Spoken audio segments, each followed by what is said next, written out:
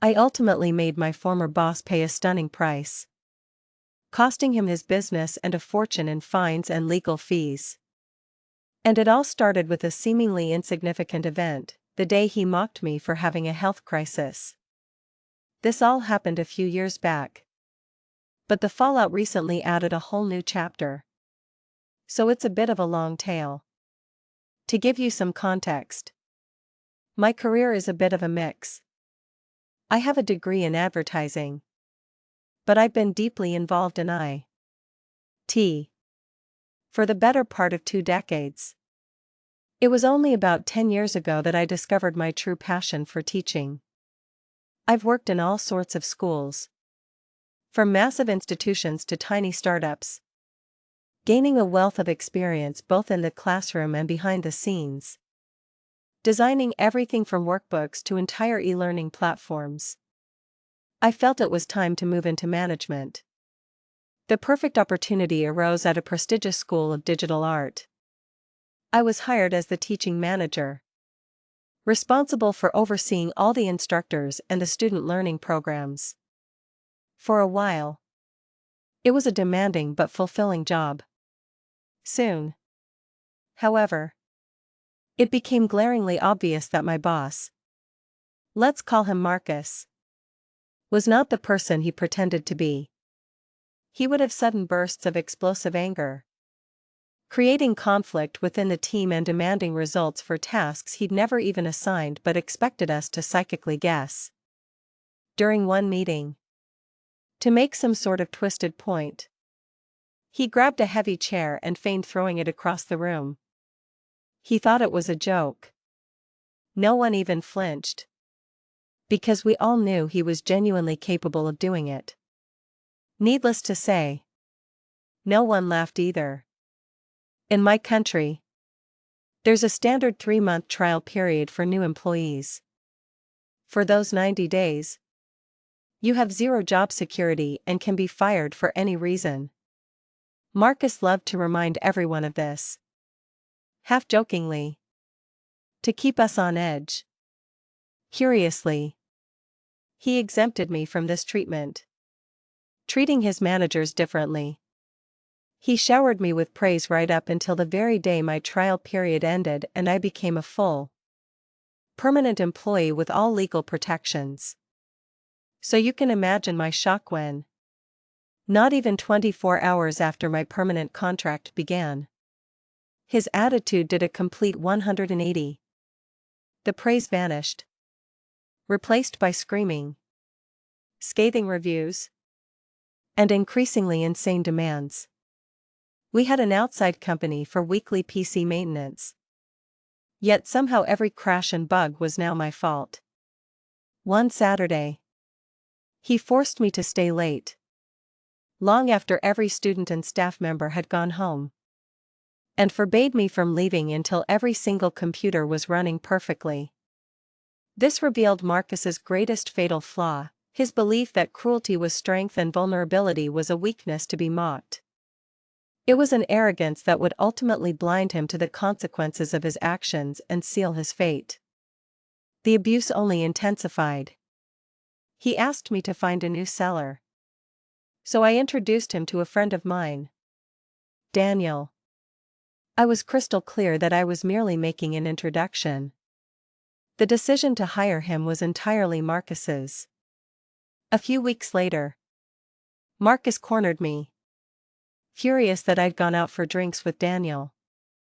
He lectured me that managers should only associate with other managers, that the general staff was beneath us. I told him that was absurd, that I'd known Daniel for years, and that he was welcome to join us anytime. That was not the answer he was looking for. One day, the stress caught up to me. I started feeling sharp pains in my chest, and my entire left arm went numb. While a colleague called for an ambulance, I stumbled into Marcus's office, which his fiancée was using at the time. "Don't mind me," I told her calmly.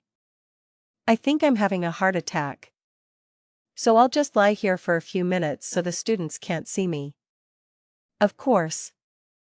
She freaked out. The good news was it wasn't a heart attack, but a severe anxiety attack, the first of many. I was 36. And seeing my mother cry for the first time since my father's death over 20 years earlier, from a heart attack, no less, was a wake-up call. Enough was enough. I gave my 30 days notice, citing health issues.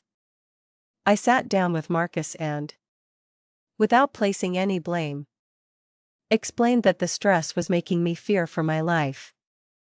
I gave him my word I would work through my entire notice period to complete every single project I had started. And I did.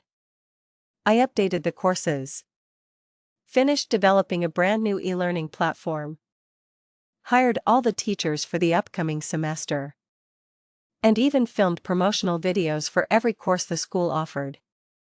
With less than a week to go, Marcus called me into his office. He wanted to show me the company's new career plans, the planned growth path for each position. So you see, he said, holding up the document, that's what you're going to earn in a few months. That is, if you stop being a sissy and just do your effing job. I was stunned. After all the abuse, after my genuine attempt to leave on good professional terms, he had the gall to call my legitimate health crisis being a sissy. It's worth noting that Marcus knew I was bisexual. Early in my tenure, he'd gone on a rant about how he'd never hire women or fags again. He stopped, looked at me, and asked, "You're not a faggot, are you?" When I told him I was bi, he just said, "Okay. So, not a fag. Phew." And now, he was using this thinly veiled homophobic slur against me. I was done. I told him to deduct the remaining days from my final payment and walked out for good. Now for the revenge. Remember my friend Daniel, whom Marcus hired? During my final days, I told Marcus I was planning to open my own school.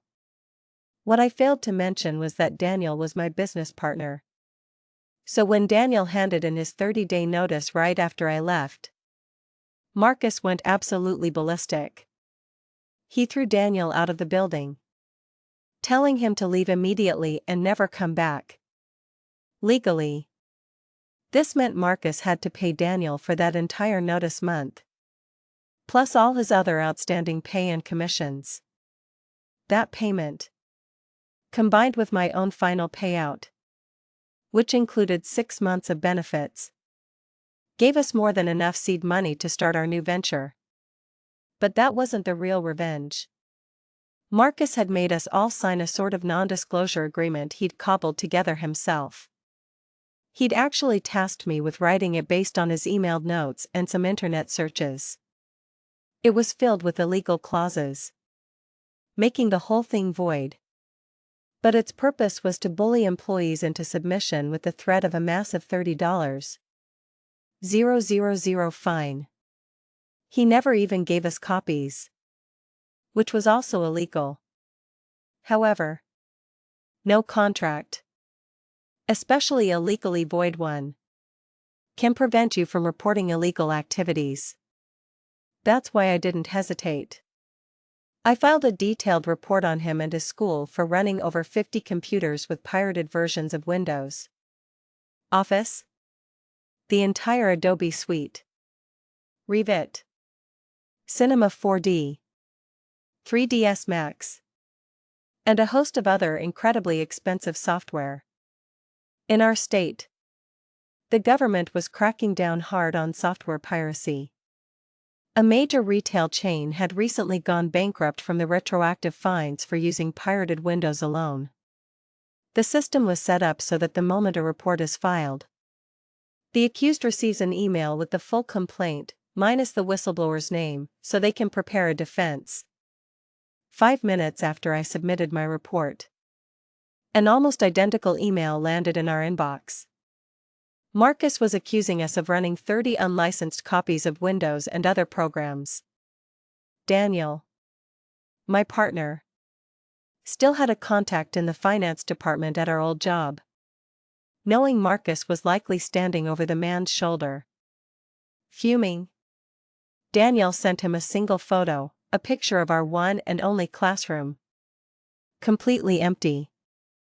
We had decided to specialize in comic book art classes, which didn't require computers. For the rare digital class, students brought their own laptops. The silence from their end was deafening. A few weeks later, word got back to us that his entire remaining staff had abandoned ship, leaving him with just an intern and a few non-contract teachers.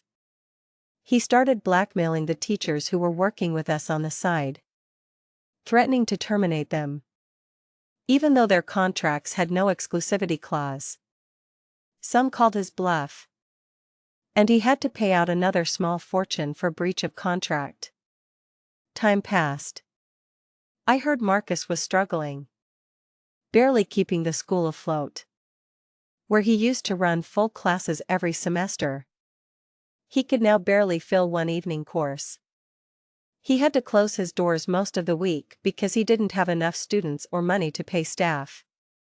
Before I left, he had bragged about paying $40,000 just for the architectural plans to expand. Now, even before the pandemic hit, he was considering closing his physical location entirely. As one person later commented on my story, "This post screams that'll teach him. And I'm living for it." That felt like the end. But years later, there was a second act. My own school eventually closed. Daniel and I were not a good fit as business partners, and we're no longer friends. That's a story for another time. We sold what we could and went our separate ways. Then, months later, I discovered Marcus was suing our now-defunct school. Daniel's sister, who was his lawyer, told me about it. The lawsuit was under a court-ordered seal, so I couldn't find any public records. I consulted my own lawyer, who happens to be my mother-in-law, and she gave me simple advice: if they haven't officially served you papers, pretend you know nothing. So, for years, I ignored it. Then, during the lockdown, an official finally found me at home and served me the papers. I now had access to the full complaint and 15 days to prepare a defense. My wife found me howling with laughter in front of my computer. His claims were beyond ridiculous. He claimed I had stolen his courses, offering as proof a screenshot of our old website next to his. He pointed to courses with vaguely similar themes, like graphic design, which for us was a segment of training, not a specific class, and claimed this was evidence of plagiarism. He conveniently ignored that the vast majority of our classes were on the topic of comic books, a field he had never, ever touched. He even called us cynical for daring to compete with him, citing a line from our website where we said we learned from our past mistakes to do things differently, calling it a confession of plagiarism. In his thirst for a final, petty victory, Marcus failed to consider the most basic legal strategy. He wanted the $30,000 from his bogus NDA plus damages. So he filed in a higher court. Had he gone to small claims court, he wouldn't have been on the hook for my legal fees. This single, arrogant decision set him up for his final, most expensive failure. I asked my lawyer to let me write the first draft of my own defense. I may have a degree in advertising, but I've always made it my business to understand law and regulations. She could translate it into lawyer speak later. I poured all my disgust onto the page, detailing my extensive teaching experience and refuting every single one of his claims with cold, Hard facts. I attached saved emails, printed conversations, and highlighted his complete and utter lack of actual proof. My lawyer was so impressed she ended up copy-pasting my entire statement into the official filing, saying she couldn't have argued it better. The judge tossed the case out entirely. And because Marcus had filed in the higher court, he was ordered to pay all legal fees, including mine, for my mother-in-law, who rarely charges me. Getting the other party to pay her fee was a huge win. For Marcus, it was just the final shovelful of dirt on the coffin of his career. This story is a stark reminder that true power isn't built on bullying and intimidation, but on respect and integrity. In the end, the very arrogance and toxicity Marcus used to control others became the architects of his own ruin. Have you ever had to deal with a boss who thought they were completely untouchable? How did you handle it?